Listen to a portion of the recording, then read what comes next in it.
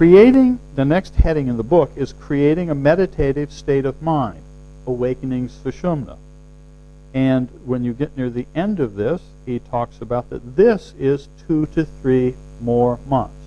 2 to 3 months should be devoted to this kriya or practice, the one we're about to talk about.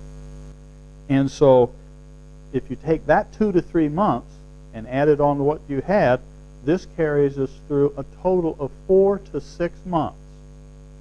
And here's this other practice here. And this is one of my favorite things in this whole section, because there was the point that when Swamiji asked me to start help developing residential program in the ashram here in Rishikesh, I was trying to explore how to use these books as textbooks for classes.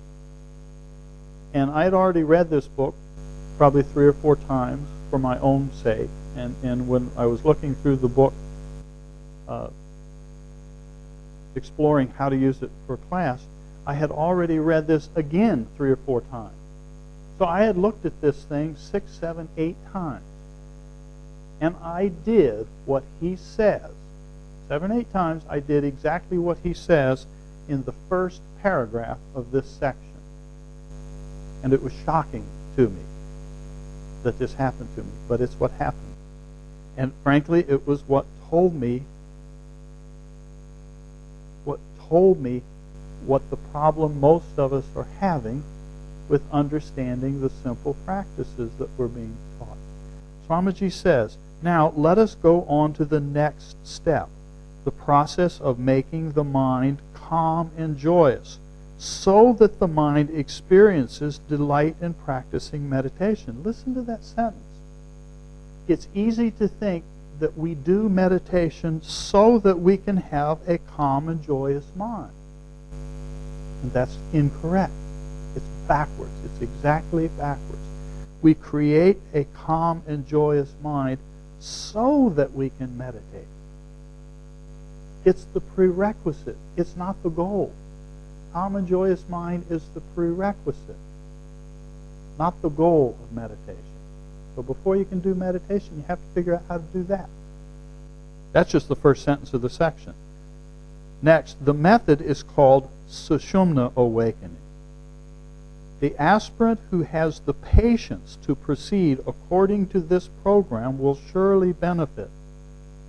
Now, many of us have already dropped out in the first few months because we didn't really see any point in having this steady posture and learning to observe our own gestures and body language. So what? I'm just going to sit down and chant this mantra and call it meditation or something like that.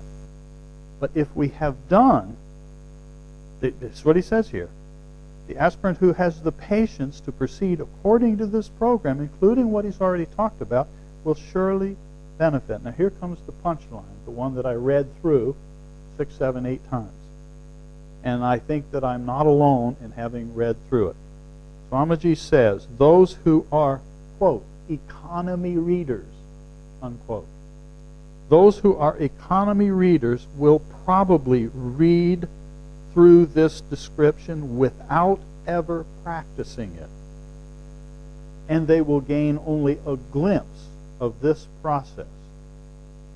Now to put the icing on the cake, he adds the comment, may God bless them, and hopefully someday they will also walk on this path of light.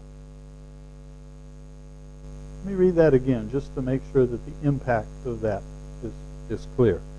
Those who are economy readers will probably read through this description without ever practicing it, and they will gain only a glimpse of this process. May God bless them, and hopefully someday they will also walk on this path of light. And that time that I was telling you that I was going through this myself, I was that's on this page over here. I was over in here on the opposite page about halfway through the page when suddenly something went through my mind. Remember, 6th, 7th, or 8th time I've looked at this. Went through mine was read right through. So I went back to this sentence, read right through. Well, it just But what happened was it took a page and a half for that to register in my mind. I was in the process of learning what the problem is, why we sometimes miss the simple instructions that are being given to. And so I looked here, read right through. I couldn't find it. I looked down here, read right through. I couldn't find it. I went back here. I couldn't find it. And I'm looking, and in my frustration, I finally turned the thing back, and I said, I'm going to read everything starting at this heading, this big heading here. I'll reread from here. And then I'll run into it, and to my surprise, it was here. Read right through was even on this page here. Page and a half before it registered in my mind. It took a page and a half for it to register, for me to notice what was there, and I had just done exactly what he said I was going to do. I was an economy reader, and I read through it again 6, 7, 8 times before I finally caught it. Big surprise. And once that caught my attention, this is sarcastic. I actually thought to myself, how did the editors allow this to stay in here? Then knowing Swamiji, then I suddenly thought, I can well imagine a well-intentioned editor saying, Swamiji, this is a little too strong. We shouldn't put this in here. And I could just imagine Swami Rama saying, no, you leave that in there. I can just imagine him saying that, knowing that somewhere, he did it all for me. Somewhere along the way, some fool is going to be, I'm going to get their attention with this speed bump in here. May God bless them, and hopefully someday they will also walk on this path of light. Very sarcastic, seemed to me. Very strong, to say the least. If not sarcastic, definitely strong. And I thought, well, what is this that he's talking about that's so important? And at first I thought, well, this is no big deal. This is nothing other than breath awareness. Until I started listening and really conscientiously doing what he said here. And discovering that this is an incredible practice. And that it's absolutely essential. It's essential to having a calm and joyous mind so that you can go on and actually do meditation. So here's what he says about this thing that many of us won't do. To begin the process of Sushumna awakening, remember this is based on having done the part of working with the body, meditating on body, going up and down the spine for up to, 3 or 4 months. We've already got 2 to 3 months invested just to get there. To begin this process of Sushumna awakening, the meditator is prepared to focus the mind on the breath as it is felt between the 2 nostrils. Not as it is visualized. Focus the mind on the breath as it is felt. That's the cognitive sense of touch. It's not hearing, it's not seeing, it's not fantasizing. It's not a mental process. It's the feeling. It's the cognitive sense of touch, of the air moving in and out of the nostrils. Mind you, this is not a focus on the top of the nostrils. It is not tradaka, an external gaze. The goal is to focus awareness on the flow of the breath, where it can be perceived at the nostrils on inhalation and exhalation. Now there's 2 nostrils, but it's experienced as one flow when you're doing like this, even though there's 2 nostrils. When you focus the mind on the center between the nostrils, you will soon discover that both nostrils are flowing freely, just by doing that.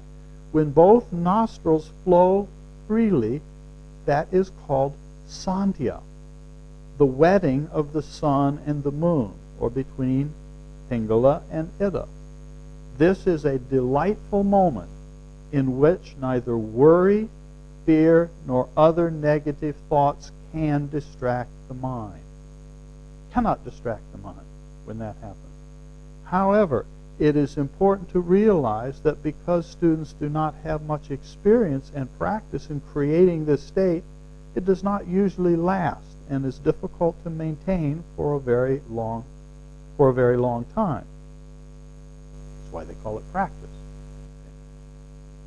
When one regularly prepares to focus the mind on the center between the two nostrils, morning and evening, he will find that the mind easily attains a state of joy. And that joy is prerequisite to the meditation. Then the student becomes eager to attain this joy and looks forward to his or her meditation all day. Now think about this. If that has actually happened, what happened to the need for discipline in doing meditation? I'm going to discipline myself. I'm so undisciplined. How do I discipline myself, teacher? How do I discipline myself to do my meditation? The fact that we're asking that question means I don't really want to meditate. I'm doing something because I have this idea that I'm supposed to for some reason. But if it's done this way, you attain this joy and look forward to meditation all day. When both nostrils flow freely, it means that one is inhaling and exhaling through both nostrils simultaneously, which is the sign of Sushumna awakening. Once this experience can be maintained for 5 minutes, the student has crossed a great barrier, and the mind has attained some one-pointedness. And then he closes with, then the mind becomes focused inward. Then the mind becomes focused inward. Not prior to that. 2 to 3 months should be devoted to this kriya or practice.